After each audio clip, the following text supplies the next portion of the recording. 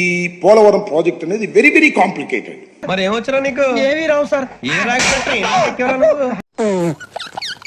Very very complicated. అంత తేలిగ్గా అర్థం కాదు. అర్థం కాదంట. అర్థం కాదురా నీకు. నీకు మసాజులు, సంజనా సుకన్యాలు,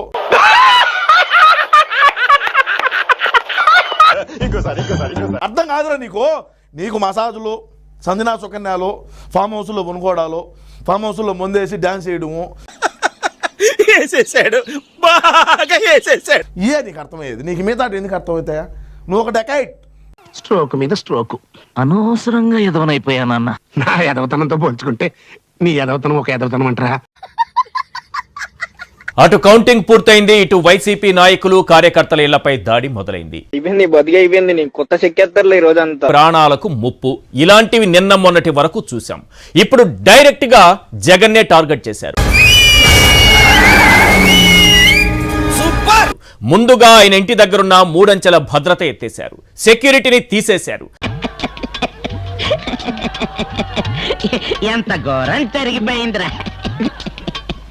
జగన్ ఇంటి దగ్గర ప్రస్తుతం ఎలాంటి భద్రత లేదని అసాంఘిక శక్తులకు డప్పు కొట్టి మరీ చాటింపు వేశారు.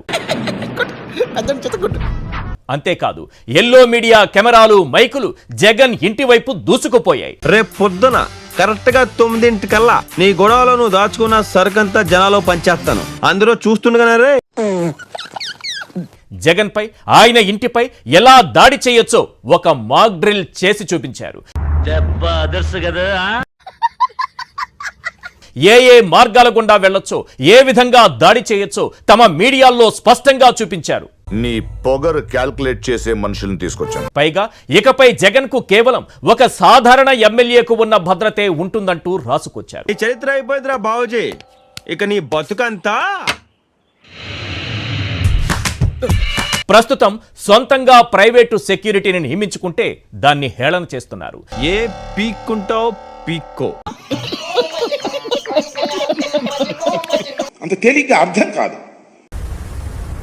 ఎవరిచ్చాడా మినిస్ట్రీ? మరి కాంప్లికేటెడ్ అయినప్పుడు బఫూన్ ఎందుకు తీసుకున్నావు నువ్వు? అంత తేలిగ్గా అర్థం కాదు. ఏంటి అంత అర్థం కాదని గట్టిగా చెబుతున్నారంటే నాకు అర్థం కాలేదు కాబట్టి.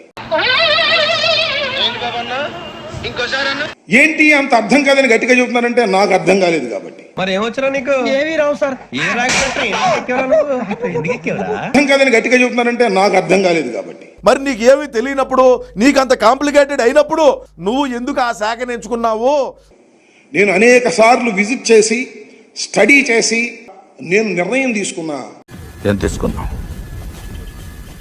How much? నేనేం చేయలేను, నేనేం పరిస్థితి నాది కాదు, అది నేను చేసేవాడిని కాదు, నాకంత దమాకు లేదు, నాకంత గుజ్జు లేదు అని చెప్పి ఏదో కొద్దిగా ప్యాకేజ్ తీసుకొని కొద్దిగా ఆర్థికంగా ఏదన్నా ఇది కావచ్చు కదా. బాగా ఎవిరా బాలరాజు, ఎవిరా ఉపయోగం దేశానికి నీ వల్ల? ఏదన్నా పని చేసుకోరా బేవకు. ఇది ఇప్పుడు పూర్తయ్యేది కాదు అని చెప్పిన మొదటి వ్యక్తిని నేను. ప్రాజెక్టు పూర్తి కాదని చెప్పిన మొదటి వ్యక్తి అట. ఇందాకనే కదండి ప్లే చేసే కదా. మంత్రిగా ఉన్నప్పుడు ఏమన్నారు? వీ కంప్లీట్ అన్నాడు.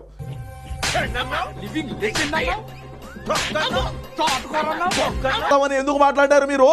మంత్రులుగా ఉన్నారు కదా, ఎవడో దారే పోయా దానేగా రాయించాలని మీ ఇష్టానుసారంగా మాట్లాడతారు. ఎవరా నా మాట విని వాడొచ్చే లోపలే బిచ్చాణ సర్దేయండ్రా, లేదంటే ఉంటదిరా మీకు. ప్రాజెక్టు పూర్తి చేసే బాధ్యత వైఎస్ఆర్ పార్టీ ప్రభుత్వాన్ని, జగన్మోహన్ రెడ్డి గారిది. చంద్రబాబు నాయుడు గారిని కూడా ప్రారంభోత్సవాన్ని పిలుస్తాం. ఏమైందిరా సపోర్ట్ చేస్తలేవు? ఎంత అన్యాయం! అది నీటిపారుదల శాఖ, నోటిపారుదల శాఖ. ఏం చదవటం సార్? చెప్పు తీసుకొట్టండి సార్.